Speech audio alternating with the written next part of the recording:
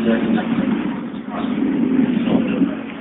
ونؤمن به ونتوكل عليه ونعوذ بالله من شرور أنفسنا ومن سيئات أعمالنا من يهده الله فلا مضل له ومن يضلل فلا هادي له ونشهد أن لا إله إلا الله وحده لا شريك له ونشهد أن سيدنا ونبينا ومولانا محمدا عبده ورسوله أرسله الله تعالى بالحق بشيرا ونذيرا وداعيا إلى الله بإذنه وسراجا منيرا أما بعد فأعوذ بالله من الشيطان الرجيم بسم الله الرحمن الرحيم يا أيها الذين آمنوا قوا أنفسكم وأهليكم نارا وقودها الناس والحجارة عليها ملائكة غلاظ شداد لا يعصون الله ما أمرهم ويفعلون ما يؤمرون صدق الله العظيم اللهم صل على سيدنا محمد وعلى آل سيدنا محمد وبارك وسلم اللهم صل على سيدنا محمد وعلى آل سيدنا محمد وبارك وسلم اللهم صل على سيدنا محمد وعلى آل سيدنا محمد وبارك وسلم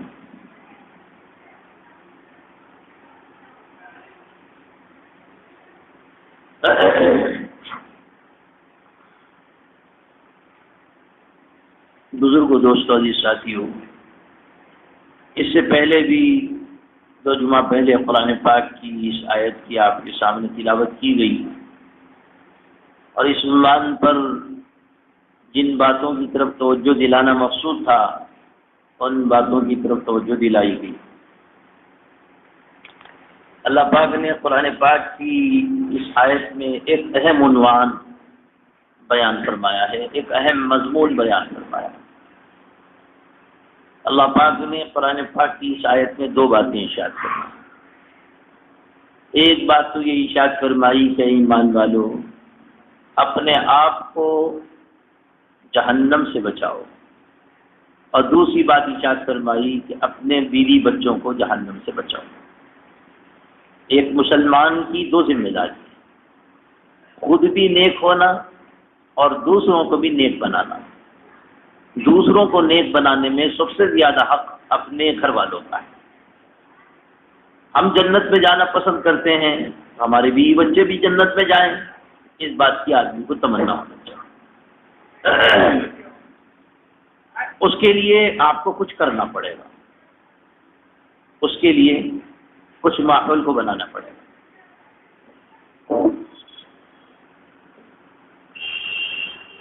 آزادی کے موقع پر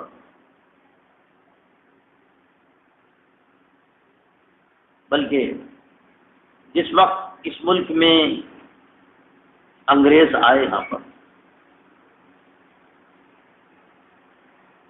تو یورپ سے، برطانیہ سے ایک شخص کو بھیجا گیا جس کا نام تھا لارڈ میکالے۔ لارڈ میکالے اس کا نام تھا۔ اس نے جس طریقے سے اسپین، اندلس، بخارا، سمرقند، الحمرا، یہاں انگریزوں نے، عیسائیوں نے پہلے ماحول خراب کیا، اس لیے کہ جب ماحول خراب ہو جاتا ہے تو پھر آدمی کوئی بھی دین پہ باقی نہیں رہتا۔ بہت دور سے انہوں نے محنت کی، اس کے نتیجے میں مسلمانوں کی حکومت ختم۔ گزشتہ چند سال پہلے نظام الدین جانا ہوا تھا، مولانا احمد لاٹ صاحب کو بیان تھا، میں بھی شریک تھا، علماء کی مجلس تھی۔ انہوں نے اس ملک کا دورہ کر کے وہاں کے حالات بیان کر رہے تھے۔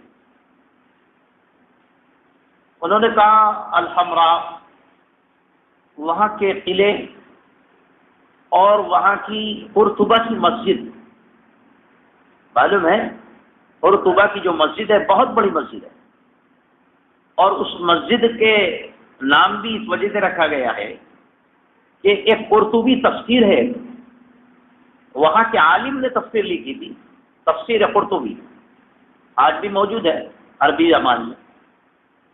تو جب وہ اس مسجد میں گئے تو سوائے ایک کھنڈر اور سوائے تاریخی مقام اور کچھ بھی نہیں. وہاں دروازے پہ ان کو روک دیا اور روکنے کے بعد کہنے لگے کہ اس مسجد میں جانے کا ایک اصول ہے. وہ اصول یہ ہے کہ چپلوں کے ساتھ جانا ہے، ننگے پیر نہیں جانا، چپل پہن کے جانا، جوتوں کے ساتھ. ظاہر بات ہے کہ ایک عالم آدمی کے لیے کتنے دل پہ بار گزرتا ہے کہ چپل سے مسجد میں جاؤں. تھوڑی دور گئے، اس کے بعد انہوں نے اس کو اٹھا کے رکھ لیا. اندر چاروں طرف پولیس کھڑی ہوئی ہے، بڑے بڑے گنبد اور بڑے بڑے ستون. اس مسجد کے ایک زمانے میں امام خطبہ دیتے تھے تو مسجد بس نہیں ہوتی. وہاں گئے تو ایک کچھ بھی نہیں، سوائے جس کے دل کے اندر درد ہوتا ہے وہ سوائے رونے کی کیا کر سکتا ہے. ایک زمانے میں مسلمانوں کی کیا تاریخ تھی اور آج کیا حال.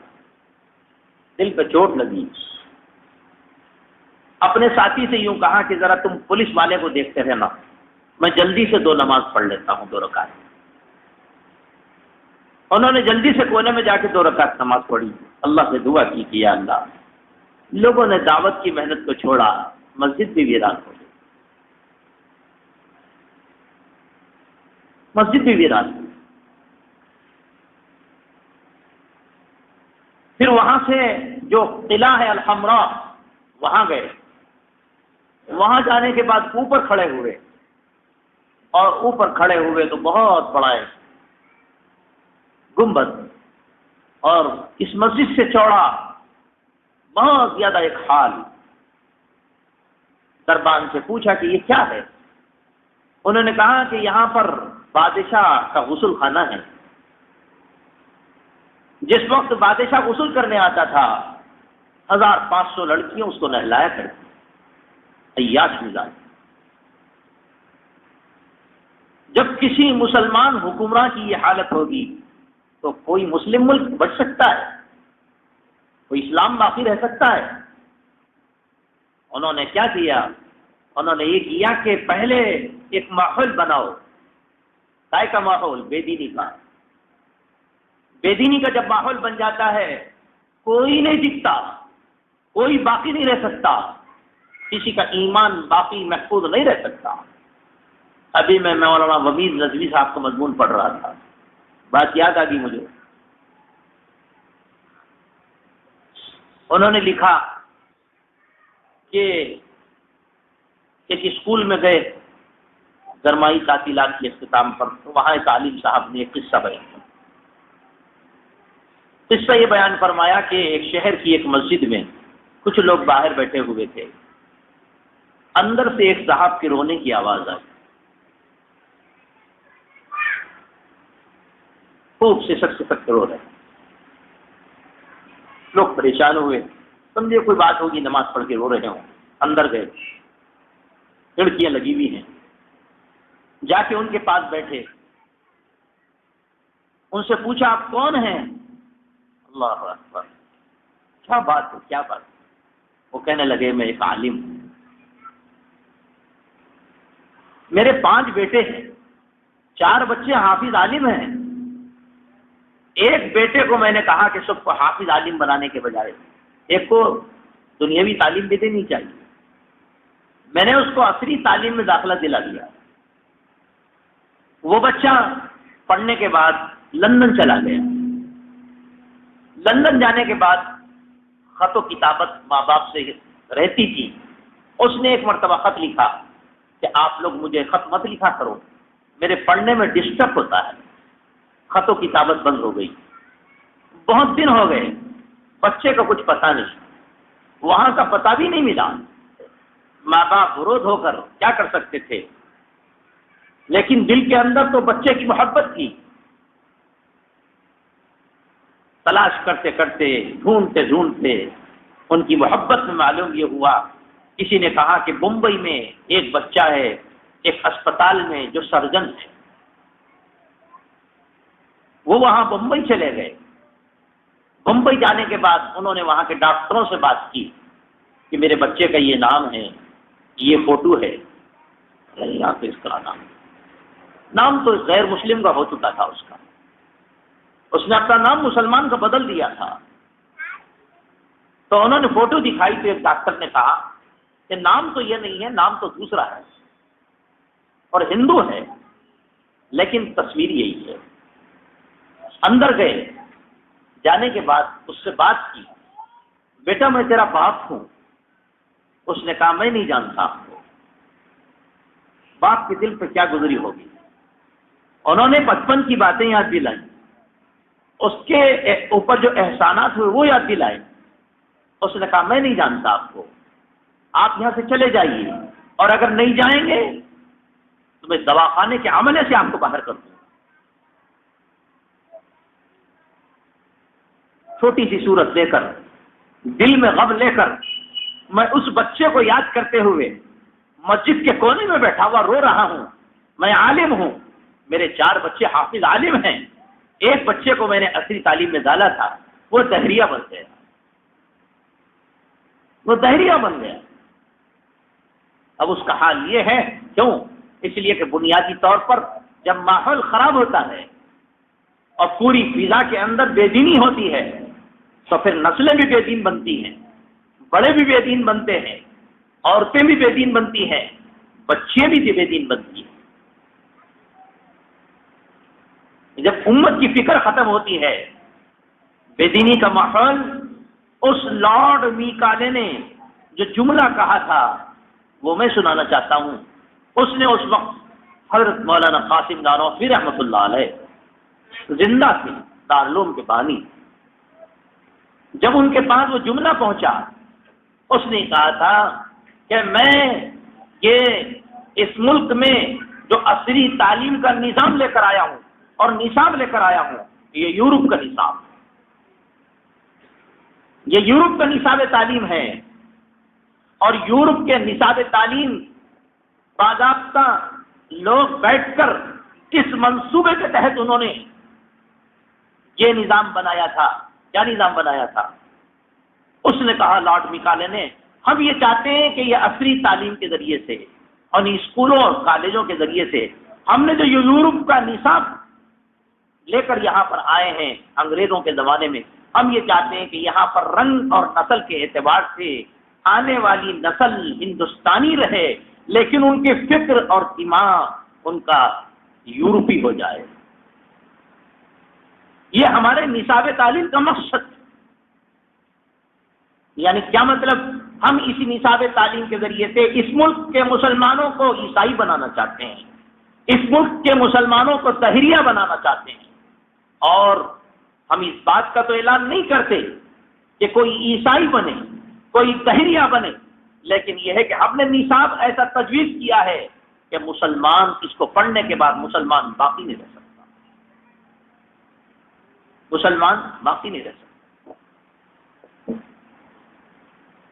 حضرت مولانا قاسم نانوتوی رحمۃ اللہ علیہ نے اس وقت اس کا جواب دیا تھا، ٹھیک ہے، تم نے ایک جال پھینکا ہے، ہم بھی ایک جال پھینکتے ہیں۔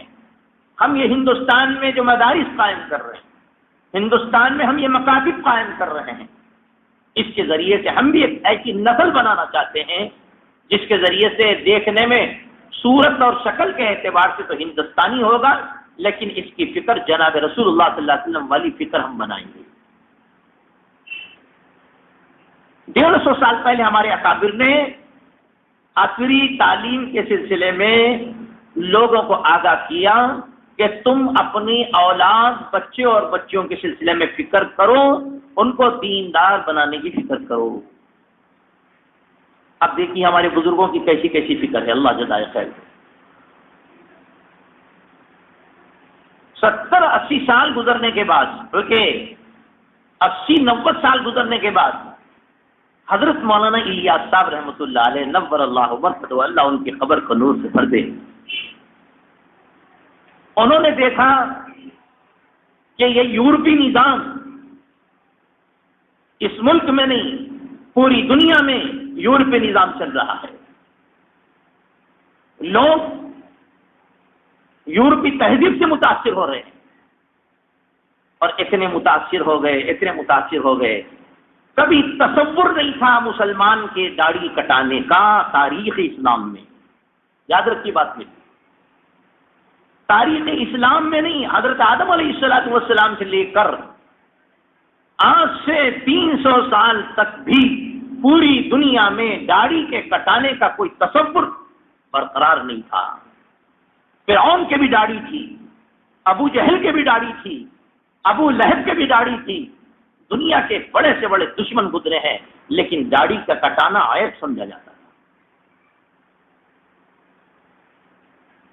اس نظام تعلیم کے ذریعے سے لوگوں کی ذہن سازی ایسی کی گئی کہ کیا مسلمان باقی نہ رہے، اس کے لیے ان کی شکل کو بدل دو، ان کی صورت کو بدل دو، ان کے کپڑوں کو بدل دو، ان کے فکر کو بدل دو، ان کی تہذیب کو بدل دو، ان کی معاشرت کو بدل دو، ان کے رہن سہن کو بدل دو، ان کے گھر میں کھانے پینے کو بدل دو. سارا کا سارا یہ نظام بدلنا ہے تعلیم کے ذریعے. اب ہمارے بچے، ہمارے مسلمان لوگوں نے یہ سمجھا کہ جتنے عیسائی مشنری کے اسکول ہوتے ہیں معیاری تعلیم وہاں پر ہوتی ہے، اعلیٰ تعلیم وہاں پر ہوتی ہے، لہذا ہمارے بچوں کا داخلہ اس مشنری اسکول کے اندر ہونا چاہیے. یہ لوگوں کے ذہن میں بات آئی. لوگوں کا عمومی مزاج یہ بنا کہ بچوں کو انگلش میڈیم پڑھانا چاہیے، اس کی کوئی مخالفت نہیں پڑھانے کی، خوب پڑھانا چاہیے، کوئی مخالفت نہیں. مخالفت ایک چیز کی ہے کہ آپ جس مشنری اسکول کے اندر اپنے بچوں کو ڈال رہے ہیں، آپ نے ان کے مستقبل کے بارے میں، ان کے ایمان کے بارے میں کیا فکر کی ہے؟ اس لیے کہ ہمارے سامنے تو ایسے تجربے ہیں، ایسے مشاہدے ہیں، ہماری ایسی معلومات ہیں، جہاں بھی ہم گئے ہیں وہاں پر وہ کہتے ہیں کہ عیسیٰ یسوع کو مانو، ان کو اللہ مانو، خدا کا بیٹا مانو. جب تک بائبل نہ پڑھی جائے، جب تک پریئر اس کا نہیں ہوگا، جب تک اسکول میں تعلیم شروع نہیں ہوگی.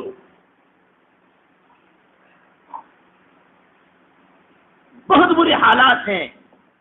مسلمانوں نے جب سے قرآن پاک کو چھوڑ دیا، ان تعلیمات کو چھوڑ دیا، دینی مزاج کو چھوڑ دیا، تو ہماری نئی نسل تو دور کی بات ہے، ہمارے پرانے لوگوں کو بھی اب بھی بات سمجھ میں نہیں آئی. جناب رسول اللہ صلی اللہ علیہ وسلم کی سنت داڑھی کا رکھنا سنت ہے جناب رسول اللہ صلی اللہ علیہ وسلم کی. کیا بتائیں آپ کو، دل دکھتا ہے. ابھی ایک صحابہ ہے ہمارے پاس، نوجوان. میں نے کہا کیا ہوا تمہاری شادی کا؟ کہنے لگے جہاں بھی رشتہ جا رہا ہے لڑکی والے یہ کہہ رہے ہیں کہ داڑھی کٹاؤ تو رشتہ منظور ہے.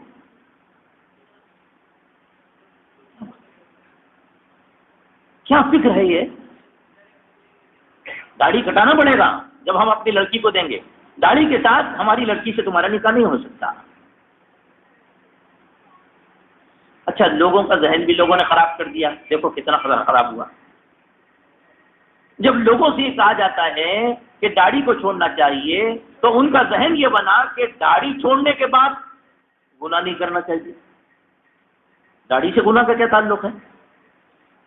داڑھی سے گناہ کا کیا تعلق؟ داڑھی اپنی جگہ الگ ہے، گناہ اپنی جگہ الگ ہے.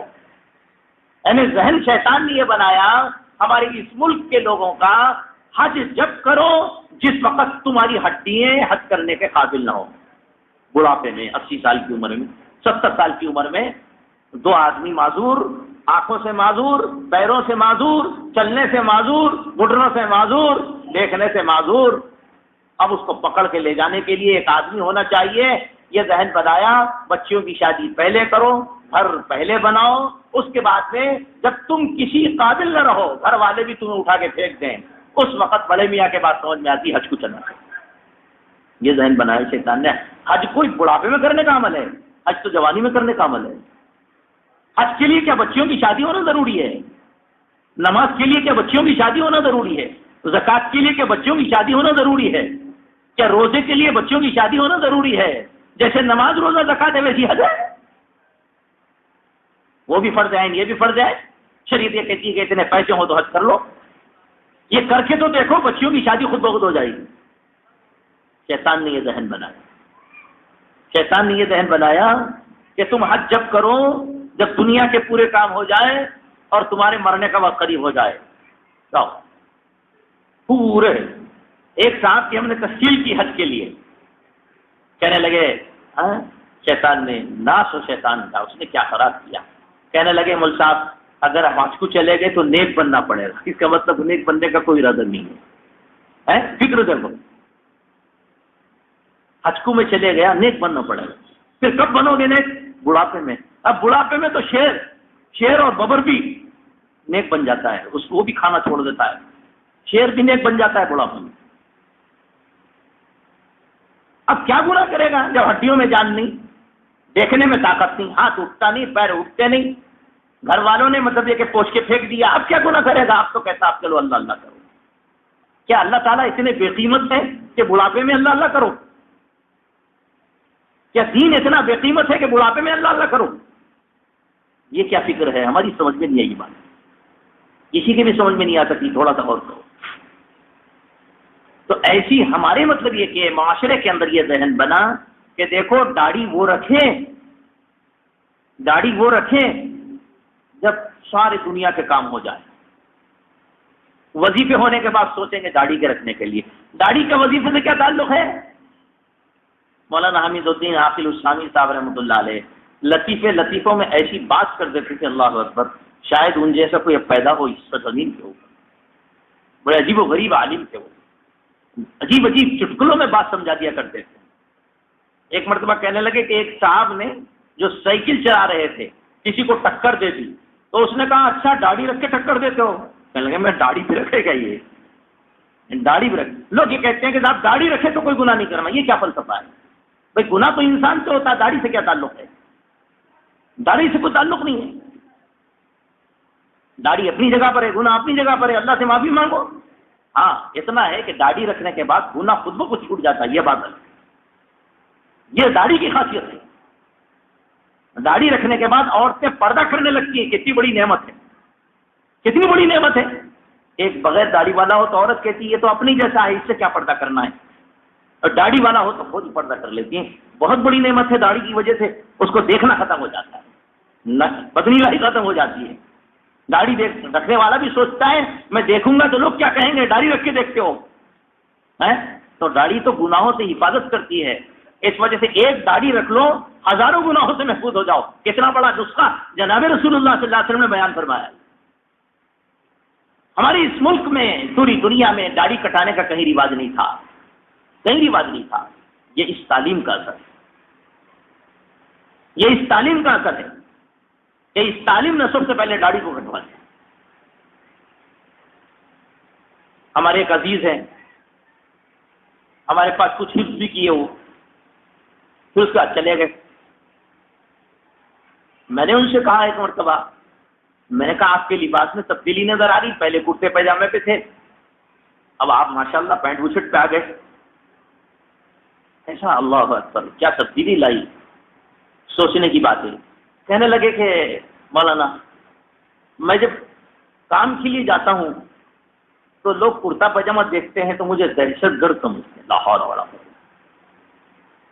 سمجھنے والے سمجھتے رہے، ہم کیا اپنا لباس چھوڑ دیں گے؟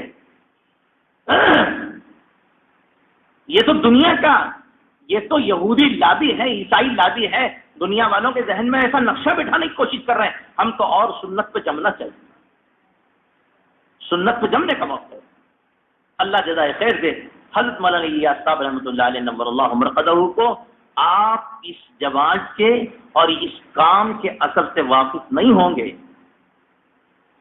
اللہ پاک نے پوری دنیا میں ایسے ایسے لوگوں کو مطلب یہ جو تعلیم، عصری تعلیم گاہوں کے بڑے بڑے لیکچرر، بڑے بڑے پروفیسر امریکہ کے اور یورپ کے اور لندن کے اور برطانیہ کے، علی گڑھ یونیورسٹی کے اور جامعہ عثمانیہ کے اور جامعہ ملیہ کے، ایسے ایسے بڑے بڑے جن کی 11 زبانوں پہ ان کا عبور ہے.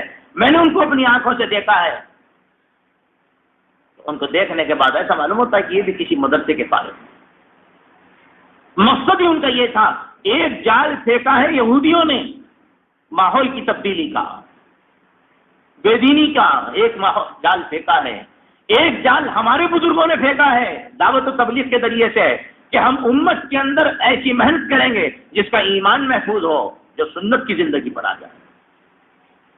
یہ ہمارے بزرگوں نے اسی وقت سوچ لیا تھا. ان کی تحریک کو اور ان کی یہودی لابی کو سوچ کر اسی وقت انہوں نے اس بات کی مطلب کہنے لگے نہیں، جان مال کی قربانی کے ساتھ امت کو ہم کھڑا کریں گے. آپ دیکھ لیجئے کالج میں، یونیورسٹیوں میں بڑے بڑے نوجوان پی ایچ ڈی کر رہے ہیں، وکیل بن رہے ہیں اور ڈاکٹر بن رہے ہیں، اور ان کی داڑھیاں سنت کے مطابق ہے، ان کا لباس سنت کے مطابق ہے، ان کی زندگی سنت کے مطابق ہے. کیوں؟ ماحول انہوں نے عصری تعلیم کے ذریعے سے جو پھینکا تھا اس کا توڑ یہی دعوت و تبلیغ کی محنت ہے. کیوں؟ اس لیے کہ ایمان اور عمل کی محنت کے ذریعے سے امت کو اس باطل کے خلاف کھڑا کرنا ہے کہ دیکھو انہوں نے جال پھینکا تھا تمہاری داڑھیوں کے کٹانے، انہوں نے جال پھینکا تھا تمہارے لباسوں کے بدلنے کا، انہوں نے جال پھینکا تھا تمہارے بے نمازی بنانے کا، انہوں نے جال پھینکا تھا عورتوں کو بے پردہ کرنے کے لیے، انہوں نے جال پھینکا تھا تحریہ بنانے کے لیے، انہوں نے جال پھینکا تھا امت کو مرتد پہ لانے کے لیے، انہوں نے جال پھینکا تھا. ہمارے بزرگوں نے بھی یہ سوچا ہم بھی ایمان اور اعمال کی محنت امت کے طبقے کو کھڑا کریں گے، امت کی جان امت کا مال ہوگا، امت کا وقت ہوگا، اور ایسا کھڑا کریں گے کہ ان کے منہ کے دانت کھٹے کر دیں گے. اللہ کا شکر ہے، اللہ کا کرم ہے. معلوم ہے آپ کو افریقہ کے لوگ مرغیوں کو پالتے ہیں، افریقہ کے لوگ انڈے مطلب یہ کہ مرغیوں کے انڈوں کو مطلب یہ کہ محفوظ کرتے ہیں، اور اس کے بعد میں ان کی غربت کا، بعض علاقوں کی غربت کا حال یہ ہے کہ مرغیوں کو بیچ کر اور انڈوں کو بیچ کر 4 مہینے کی جماعت میں جاتے ہیں. اگر یہ قربانی کا مزاج ہمارے اکابر پیدا نہ کرتے تو آج مطلب یہ کہ نوجوانوں کے چہروں پہ داڑھیاں اور ان کے لباس اور ان کے سانپے اور ان کی نماز اور ان کی تہجد اور ان کا مطلب یہ کہ عورتوں کا پردے میں ہونا اور ان کے بچوں کا حافظ اور عالم کا ہونا اور یہ بے دینی کا ماحول ختم نہیں ہو سکتا تھا. ایک ڈاکٹر آئے تھے جن کی روزانہ کی آمدنی معلوم ہے آپ کو، روزانہ کی ان کی آمدنی امریکہ کے اندر 1.25 لاکھ روپے کا روزانہ ان کا غلہ اٹھتا ہے. 1.25 لاکھ روپے کا ایک دن کی آمدنی ان کی 1.25 لاکھ روپے. جامع مسجد میں قیام تھا، ان کا ملاقات ہوئی. 1.25 لاکھ روپے روزانہ ان کی مطلب یہ کہ آمدنی ہے. ڈاکٹری کا پیشہ ہے امریکہ کے اندر. کہنے لگے امت کے ایمان اور امت کے جان اور امت کا مال اور امت کے مطلب یہ کہ اعمال کی حفاظت کے لیے میں نے مطلب یہ کہ وہاں سے 4 مہینے کے لیے میں یہاں پر اس وجہ سے آیا ہوں کہ میں روزانہ 1.25 لاکھ کا نقصان برداشت کر سکتا ہوں، لیکن امت کے اندر سے ایمان مٹ جائے یہ ہمیں برداشت نہیں، امت اعمال پہ سے ہٹ جائے یہ ہمیں برداشت نہیں. 1.25 لاکھ روپے روزانہ غلہ چھوڑ کر آیا ہوں اور 4 مہینے کے لیے چھوڑ کے آیا ہوں، اور 4 مہینے روزانہ 1.25 لاکھ روپے کتنے ہوتے ہیں حساب کر کے بتا لیں. اتنا نقصان تو برداشت ہے، لیکن امت کے نوجوانوں کا ایمان چلے جائے، امت کی بچیوں کا ایمان چلے جائے، امت کے بوڑھوں کا ایمان چلے جائے، امت ابتداء کے دہانے پر آ جائے، یہ اس آدمی کو جو حقیقت میں مسلمان ہے اور اس کو دین کی فکر ہے وہ کبھی برداشت نہیں کر سکتا، کبھی برداشت نہیں. جناب رسول اللہ صلی اللہ علیہ وسلم اسی وجہ سے دنیا میں آئے تھے، وہ فکر لے کر آئے تھے کہ امت کے ترتیب برقرار رہے. یہودی اور عیسائیت کی لابی کو سمجھیے، آپ کے اندر آپ کا مزاج انہوں نے بدل دیا. عصری تعلیم کے ذریعے سے ذہن سازی ایسی کی ہے آپ کی، اور دنیا کا ماحول انہوں نے ایسا بنایا ہے، یہ ٹی وی کے ذریعے سے یا انٹرنیٹ کے ذریعے سے یہ آپ کا ایسا ذہن بنا دیا امت کی امتداد کے اوپر کھڑی ہوئی ہے. دوسرا واقعہ مولانا ومیر صاحب نے لکھا ہے، علی گڑھ یونیورسٹی کے اندر IAS کے امتحانات تھے، 80 امیدوار تھے، ایک مسلمان لڑکی تھی اور اس کا نام تھا معراج النساء. پروفیسر عبد الحمید صاحب انٹرویو لینے والے، انہوں نے جب وہ بچی کا نمبر آیا IAS کے لیے تو اس سے انٹرویو لیتے ہوئے انہوں نے کہا دیکھو بیٹا ہم ایک سوال تم سے کرتے ہیں، اس کا جواب بتاؤ. جناب رسول اللہ صلی اللہ علیہ وسلم کو ایک سفر ایسے بلندیوں کا ہوا تھا، خوب بلندیوں کا ہوا تھا، اس کے بعد آپ کو ایک تحفہ دیا گیا تھا، وہ بلندیوں کے سفر کا نام کیا تھا اور وہ تحفے کا نام کیا تھا؟ وہ لڑکی دین بیزاری ارتداد امت میں کہاں تک پہنچ چکا ہے وہ میں بتا رہا ہوں. امت کی لڑکیوں میں لڑکوں میں ارتداد کہاں پہنچ چکا ہے، اب کیا باقی رہ گیا ایمان اور اعمال. اس لڑکی نے معراج النساء نے کہا کہ مذہبی سوالات مجھ سے مت کیجیے، مذہب سے میں واقف نہیں. انہوں نے اس وجہ سے پوچھا تھا کہ اس کا نام معراج النساء تھا اور اس سفر کا نام معراج تھا، اس وجہ سے پوچھا. لیکن اس نے کیا کہا، مذہبی سوالات مت کیجیے، میں مذہب سے واقف ہوں. امت کے حالات بہت برے ہیں، بہت برے ہیں۔ امت ارتداد کے دہانے کے اوپر کھڑی تھی۔ اس وجہ سے حضرت مولانا الیاس صاحب رحمۃ اللہ علیہ نور اللہ مرقدہ نے وہ کہا کہ جب تک عمومی محنت امت کے اندر، عوام کے اندر اس بات کی نہیں چلائی جائے گی، جان کی مال کی قربانی دے کر امت کھڑے نہیں ہوگی، ان کا ایمان محفوظ ہونا مشکل ہے۔ تقریروں سے مسئلہ حل ہونے والا نہیں ہے، تقریروں سے مسئلہ حل ہونے والا نہیں۔ یاد رکھیے، آپ جمعہ کی تقریر سے سدھر جائیں اس بات کی امید مت رکھیے آپ۔ یہ تو یہ کہ اللہ کے ہاتھ میں ہدایت ہے، پتہ نہیں کون سا جملہ اثر کر جائے، اللہ سے دعا کر کے بیٹھتے ہیں ہم لوگ، اللہ پاک کوئی اثر ایسا بیٹھ جائے جس کی وجہ سے زندگی بدل جائے۔ لیکن یاد رکھیے کہ کن ماحول میں آپ لوگ چل رہے ہیں، اوپر سے نیچے تک پوری زندگی، پورا معاشرہ ہمارا یہودیوں کا ہے، فکر بھی ہماری یہودیوں کی ہے۔ کیا کبھی آپ نے قرآن اور حدیث میں اور خیر القرون میں، صحابہ میں، تابعین میں، تبع تابعین میں، اولیاء امت میں کبھی آپ نے ایسا تصور دیکھا ہے کہ کسی مسلمان کو تکلیف کسی نے دی ہے؟ تصور تھا پہلے کبھی؟ آج کا مسلمان کو ستا کے خوش ہوتا ہے، کتنی فکر بدلی ہے۔ آج کا مسلمان بھائی اگر بے روزگار ہو تو بھائی خوش ہو رہا ہے، کس سطح پہ چلے گا ایمان؟ بہن اگر مطلب یہ کہ بیمار ہو تو بھائی خوش ہو رہا ہے۔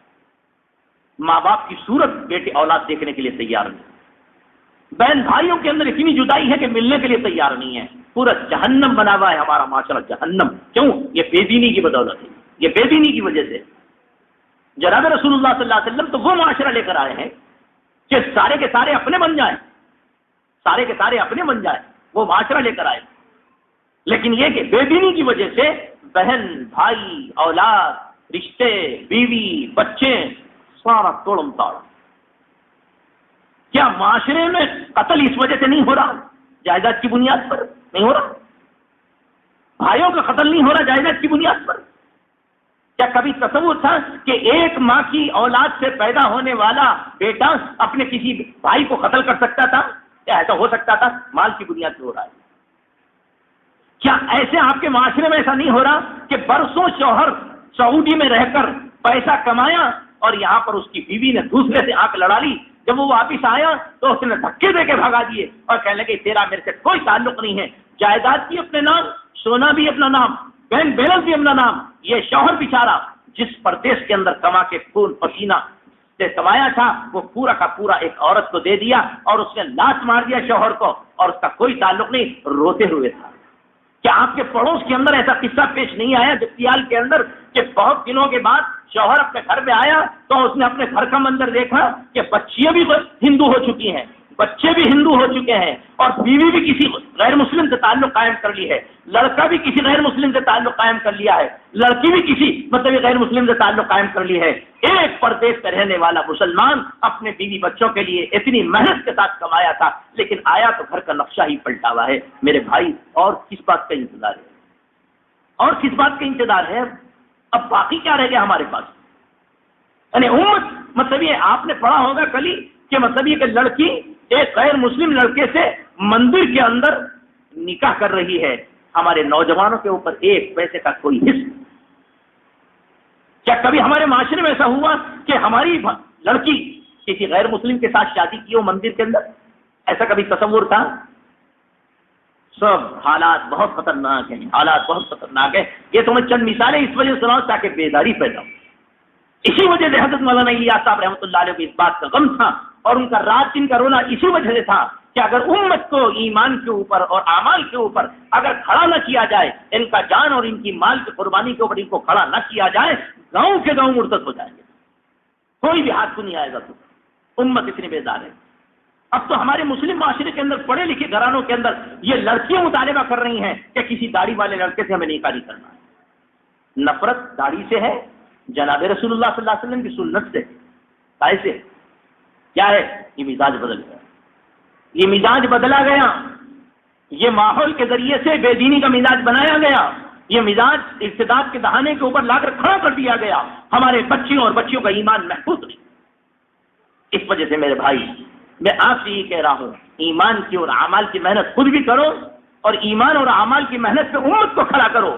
اگر اس وقت ایمان اور اعمال کی محنت نہ کی گئی، بچا کچا سرمایہ بھی محفوظ رہنے والا نہیں ہے. اللہ سے دعا بھی کرو اللہ پاک ہمارے معاشرے کی حفاظت فرمائے. واخر دعوانا